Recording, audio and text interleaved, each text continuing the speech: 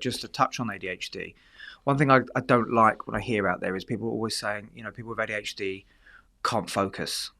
And I don't believe that. And, a good friend of mine, Robert Heisey, he also believes that too, right? It's not that. If it's not interesting to me, I'm not going to focus on it. I'll go to what I'm interested in. Sorry, can you repeat that? I wasn't listening. And there it is again. There it is. That's two. That's two today. You're going to have to keep this in. That's two today. Welcome to Conversations with myself, Nick Conn. Really excited today. We've got Taner Hussan in the studio. Taner is going to be doing a workshop today on... Imposter Syndrome. Imposter Syndrome. Taner is a counsellor, psychotherapist. He's also a sex therapist. He's one of my idols in the industry. Big name. Got a lot to share, a lot to give.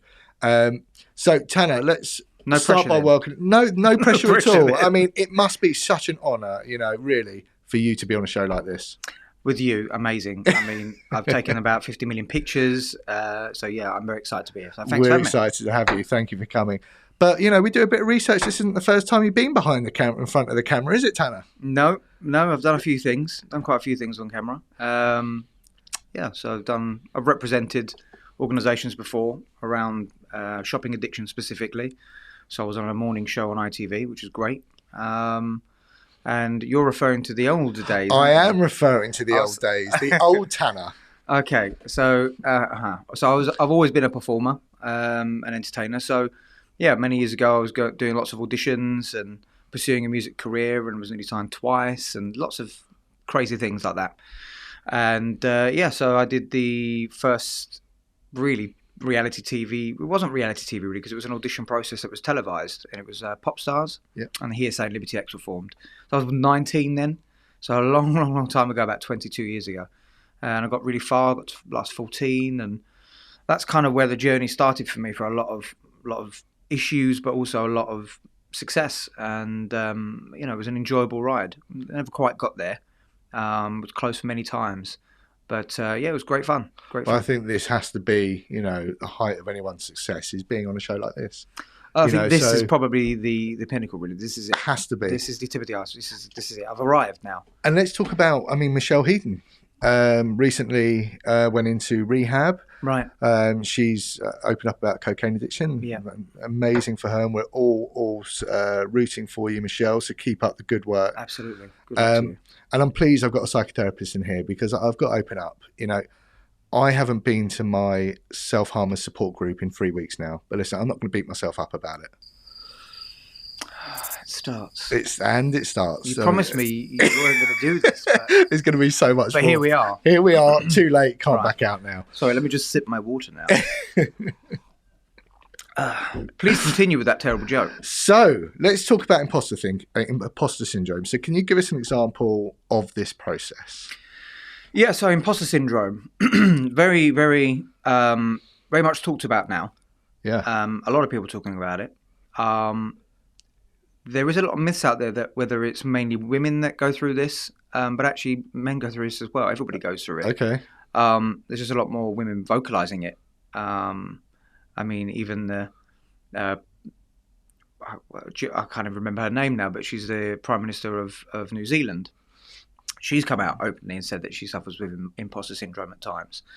So the more that's talked about it's coming up. Many people have got different views on it. I've got a friend that says, look, I don't believe in it, imposter syndrome. You are where you are at that moment. If you don't feel you're worthy at the moment, you don't feel worthy in that moment. But I don't disbelieve that, but I go a little step further around, what imposter syndrome really is. And so when you look at it's that overriding thought that says, caused by stress, or the anxiety that comes with it. Say, I don't deserve to be here, right? Or I can't. They'll all figure out I'm a fraud, right? They'll all know that I don't know what I'm doing. They'll all know. Everybody knows, and that's kind of the thought process that goes on in somebody's mind. I think we were talking about it before. Tom Cruise has gone through exactly that. Yeah, and though people may outwardly judge that and say, well, you know what, someone like him, how can he go through that? But actually, if you look, the higher up you go and the more successful you are, the more pressure that's put on self, right? So my theory is this: self-improvement If you're in that, where's the self-acceptance? Yeah. Self-acceptance transcends self-improvement every time. So if we're not in that self-acceptance place and constantly chasing in the self-improvement, those accolades will mean nothing. They won't sit well. It will be filling that void that can never be filled. Does that make sense? It does. So you mentioned, I mean, I'm interested to know what the reasons really are for this, because I mean, you mentioned stress. You mentioned what other reasons would you say that there are for people that have imposter syndrome? Sometimes it can be really simple. It's like listening to your body, right? So let's say you're in a period of overwhelmment. You know, it could be that. It could be you're tired. You've not eaten. You've not slept very well, right? You've got a lot of pressure going on. And suddenly, a bit of negative thinking kicks in. The fear kicks in.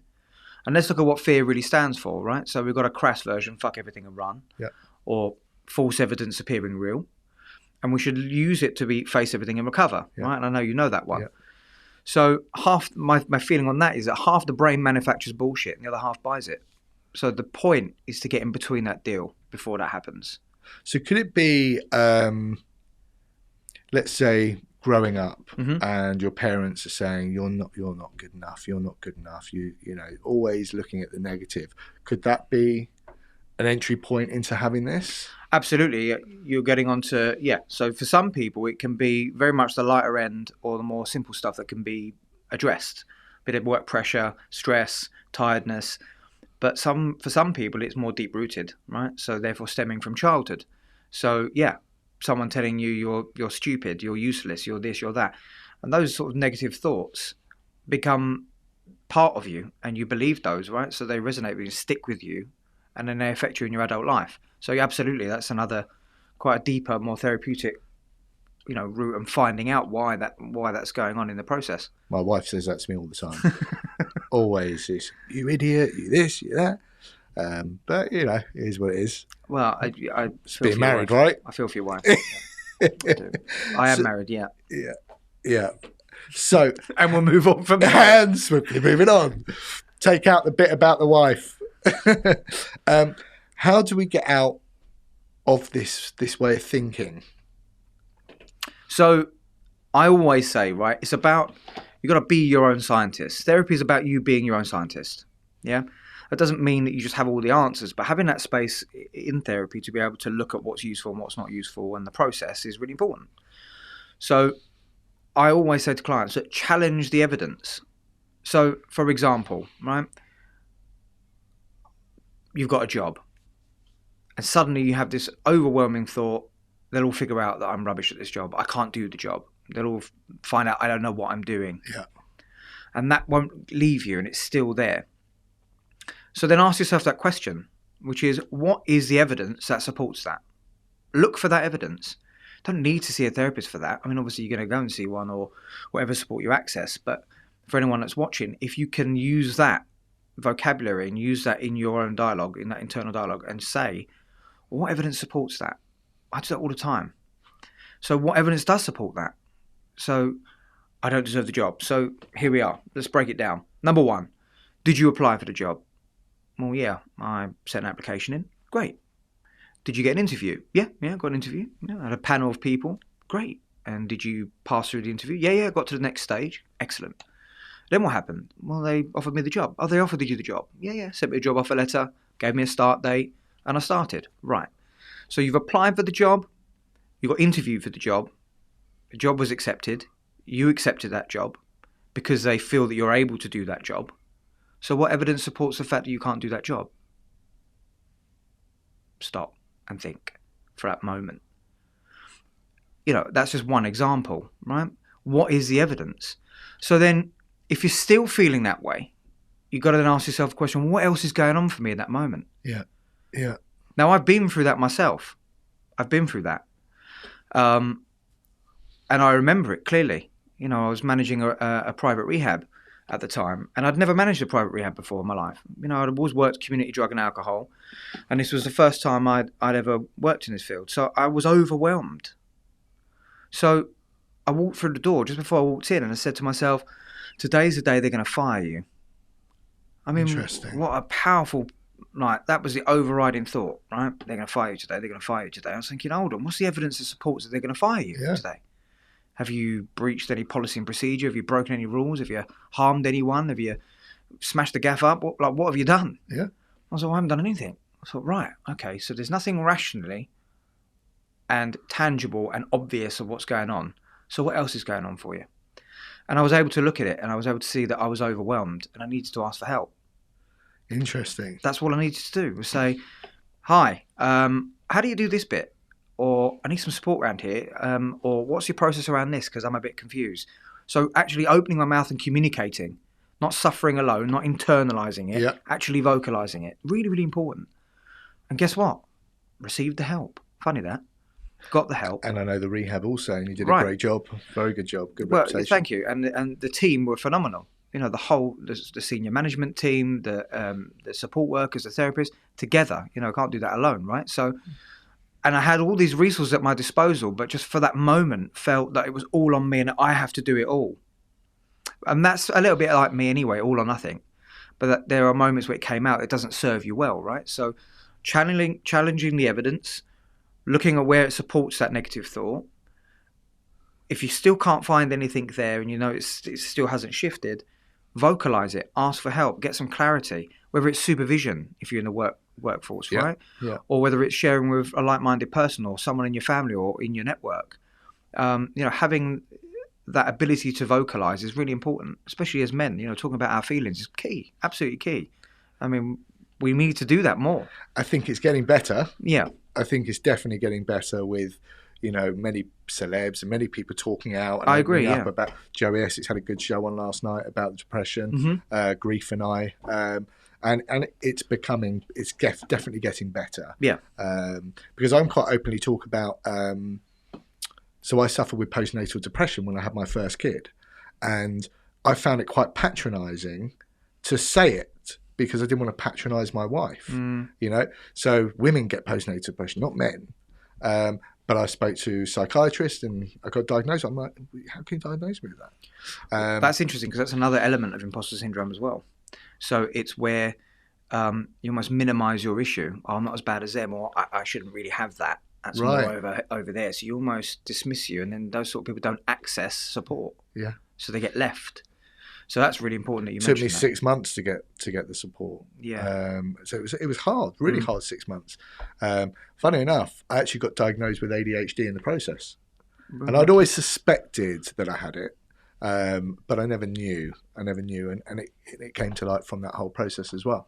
So, well, I mean, I know we're talking about imposter syndrome, but just to touch on ADHD, one thing I don't like when I hear out there is people always saying, you know, people with ADHD can't focus. And I don't believe that. And, you know, a good friend of mine, Robert Heisey, he also believes that too, right? It's not that. It's if it's not interesting to me, I'm not going to focus on it. I'll go to what I'm interested in. Sorry, can you repeat that? I wasn't listening. And there it is again. There it is. That's two. That's two today. You're going to have to keep this in. That's two today. But, yeah, I can agree with that because I think if we don't have that interest, it just goes. And this brings me back to, I remember an event when I was at school, and this actually stopped me asking questions for life, right? So I was in a class at school and the teacher was talking and they said something, wasn't paying attention because I wasn't interested. And I put my hand up and asked the question. And the question I asked was literally what he just said. And everyone laughed. And it really shamed you. Really shamed me. And it stopped me asking questions. I was embarrassed to ask, what if I do that again? Am I going to get that experience again? So I think growing up, the learning element has been tough because I've not asked those questions. And that prevents you from asking for help. So again, linking it back to imposter syndrome, you can also find that there will be people that have gone through that very same process. So when they are struggling, got that pressure, that support system to say, oh, reach out and ask for help, instantly goes into shame and think, yeah, but I might be shamed. It might be a silly question. You know, people say it all the time, right? They go, silly question. And then a trainer would normally go, there's no silly questions in her. And you think, well, all right. But, you know, that's exactly that. So, that absolutely, I completely agree with that. You know, that shame, a lot of that shame element that we carry with ourselves from childhood into our adult life can definitely be a great added ingredient to, you know, contributing to imposter syndrome and accessing to getting to solution. I think I think it's such a good topic, and I think there's so many people that are unaware of this subject as well. Yeah. So, well, before you ask your next question, I have another example. Yeah. Right. So I was working with a client, and the imposters, they're training to be a yoga therapist, and she said, "Oh gosh, I've got imposter syndrome." I was like, "So say more. Tell me more about how this has come to be." So she was saying, they're doing all this great work. So she's comparing herself to others and looking at what they're doing and their assignments, and they've moved on, and etc. etc. etc. But actually, what it came down to, when we kept breaking it down and kept chopping it down, what evidence supports that? There was some actual negative evidence that supported that. And that negative evidence was the fact that she was behind on her work.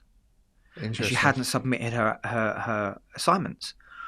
So I said, well, okay, so what's prevented you from doing that? Well, I'm working flat out at the moment. I'm doing this in my job. I've got to do this. I'm a mum. I'm this, I'm that. Her diary was overloaded, and something needed to give, whether it was take some annual leave.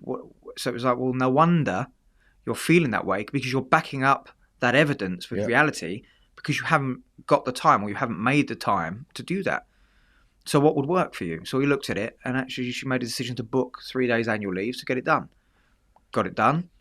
How do you feel now? Gets it. Well, no, I feel great. Oh, right. Interesting. So the negative thought that was going on, it loves it. It's like the imposter isn't sitting there going, oh, lovely, love a little bit of negativity. Yeah. We're going to make some kind of scenario up, right? Half the brain manufactures bullshit, the other half buys it. Yeah. Bosh, there it is.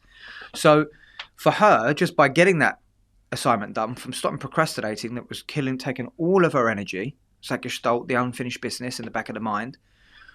By doing that, it shifted. And amazing. So it never ceases to amaze me, really. But every client's different, every person's different. We're all different. You've spoken a few times about kind of evidence. What evidence is there to support this? And I heard a great saying where you're in a court case and you're presenting evidence for and against, and put it in that scenario, and you can really start to see it out, and start to see how that's looking. Absolutely, but it's also a form of empowerment. If you think about it, if we constantly live in a way that we feel that we can't, who says what we can't, right? Yeah. All right, we might need guidance from somebody else, but we've got to do the work. I can. I'm willing.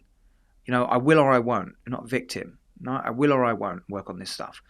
So by being empowered to talk in the way to say, what evidence is that? You're taking stock. You're taking some healthy control back to actually assess and look and change your mindset, or to identify what needs to be changed in the first place. Then you might need to say, well, I need to access support, or maybe I need to reduce my hours, or maybe I need to move on from this job, or maybe I need to leave this relationship.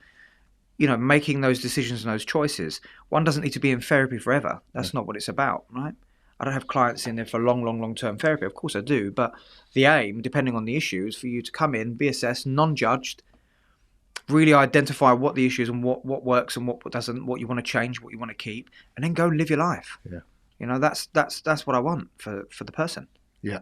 Yeah. I suppose if you're seeing a personal trainer and nothing changes, you think, is this working? Yeah. You've got to get on with it at some point. You've got to, you can't be. So empowering that person to say, well, you know what? I can learn these skills in therapy. I can learn these skills of someone like myself or yourself.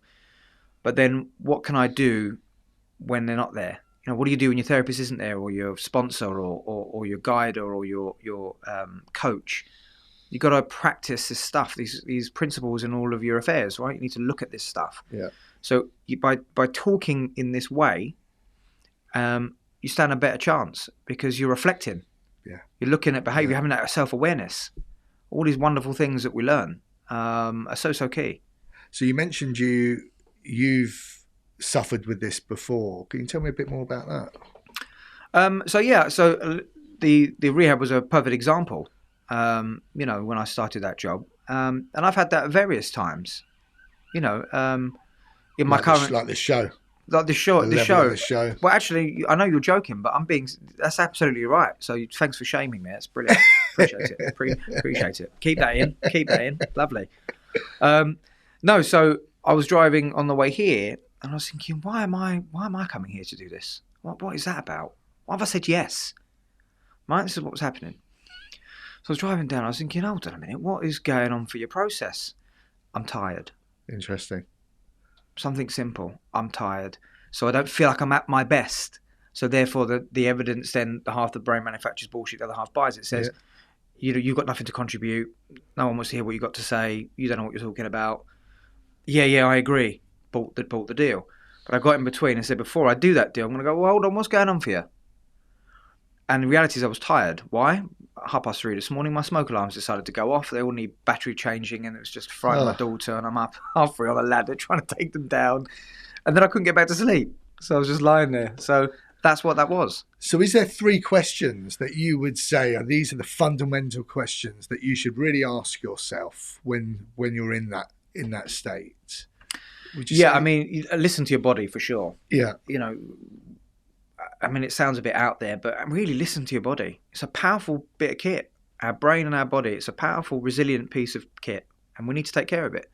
So listen to our body. No, keep like, when you hear the phrase burning the candle at both ends, we know it. Well, I can only speak for the eye. I knew it when I was burning the candle at both ends, but I chose to continue on that because I want it all. I want to keep doing all that. But who is it helping? So when you're feeling that, you need to hear it. You need to recognize. So that reflection is so important, stopping.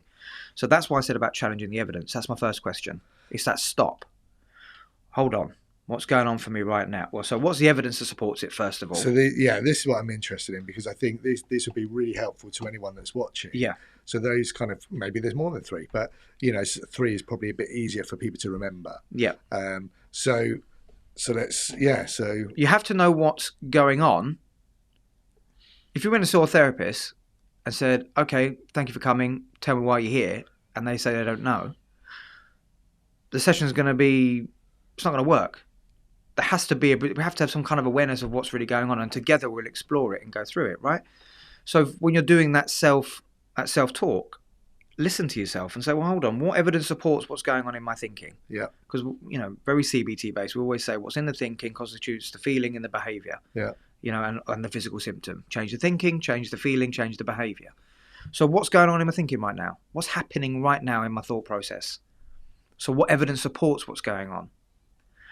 If you've got the answer or you don't know the answer, and say, well, what else is going on for me? So now we're looking outside of the brain and looking at, well, what's going on in my immediate circle? What's going on in my life? Am I tired? Have I eaten? Have I slept? Is it that I'm being overloaded? Is it too much pressure? Is it that I've taken on something and I really am not confident in able to do it because I don't know how to do it and I need support? So therefore, then what's the action? Yeah. So then the action is, well, okay, I need to cancel that today. I need to say, I'm sorry, that's not for me. No is still an answer. Might be an answer people don't like, but it's still an answer. Where's the boundary? And that's boundary with self, right? So that third question then is really saying to myself, well, what's the action needed? And actually, it might be I need some support. I need to speak to my line manager. I need to go and get therapy. I need to join a support group. I need to go to the gym more. I need to take a day off, take some annual leave, go and have a massage or a steam day, be present with my family right now, go for a walk in the park, or just go for a walk, anything. So that's relevant to the person that's listening, because we're all different, right? Everyone's process is different. So there's some of the things that I would think about. Do you feel that the HALT acronym I love the HALT. is applicable to this? 100%. So that's hungry, angry, lonely, tired, HALT, which I regularly ask myself. If my thinking goes, I say, am I hungry, am I angry, am I lonely, am I tired? Usually tired always comes up, especially with kids. Absolutely. It's like having a car, right? You've got a car, let's say you've got a Ferrari, beautiful car, and it's got no petrol in it. And what's going to happen to the car? So this light's going to flash, that one's going to go, brakes aren't, tires, the tank, all these things are going to go wrong with it because it's not at its optimum performance. Yeah. It's not in the place that it should be to be able to go like a Ferrari, right? Yeah. Or it may still go there, but at what cost? And that's the same with us. Yeah, that's the same with the whole. When we're on form, and we've all done it, we've all been on form. We've had those moments where you're just on fire, right? You're on form. You've slept well, you've eaten well, you're feeling great, the endorphins are going. You're in that kind of place, in that harmony. Not balance. I don't like the term work-life balance, and I've come to learn that recently from a couple of people I've been connecting with, because that suggests that you're on the edge of something. And I never really thought of it that way. It was explained to me literally 2 days ago. So they prefer harmony. So when you're in harmony, when you're at one, when you're on form, it's not because you've not eaten. It's not because you've not slept. You've done all those things. So it's like the car. It's like the petrol in the tank, right? So when you're all in one, you're feeling great. You're able to just be at your best. So the halt is very applicable because it says, well, hold on, what do I need amending so that I can feel at my best and give my best? Am I giving too much to somebody else and I haven't got enough in my own tank? Yeah. So as much as I help people, within the therapy realm, but also outside of that, I have to have it in the tank to be able to help others. So self-care is important, taking that time for me. Yeah. Otherwise then I'm running on empty. So self-care, really, really important. Listen to your body. So important. And you think that's taking that self-care can prevent potentially these thinkings, these thoughts coming in? Look, I'm not an expert at imposter syndrome. I just know that you stand a better chance because it's not what happens, right? It's how you deal with it. Yeah. So that may still come up because we're dealing with life. We're dealing with... And we're powerless over our first thought. Right. And so we're dealing with other stimulus that's going on, other stimuli that's going on, right, externally. But we might be more able to address it and deal with it. We stand a better chance. If I go into a boxing room with Mike Tyson with no boxing lessons, I'm going to lose straight away. I still may lose even if I have sessions, but I stand a better chance than I did when I didn't. Yeah. So it's about having a go. So doing the best that I can to take care of self so I can deal with that, because life is on life's terms and we can't change that. But it's the perspective that needs to change. It's not what happens that affects us. It's the interpretation to what happens that affects us.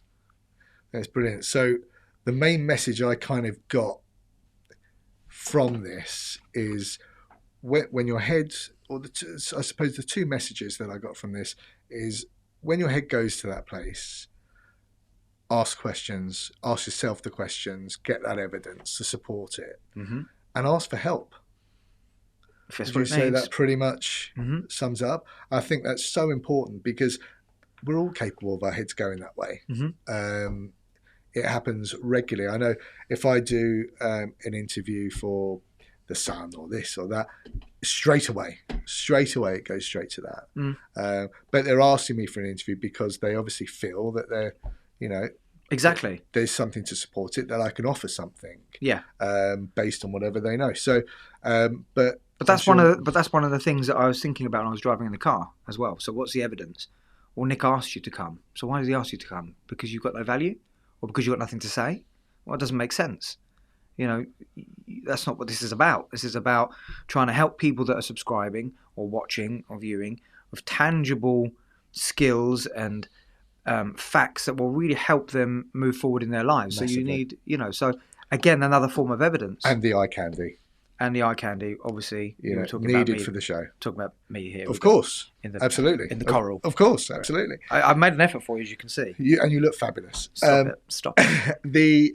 I'm really interested to anyone that's watching. Please comment below on examples that you've had where imposter syndrome has really come into play here, and potentially what you've done to kind of stop that thinking and question it. Be really interested to see people's comments.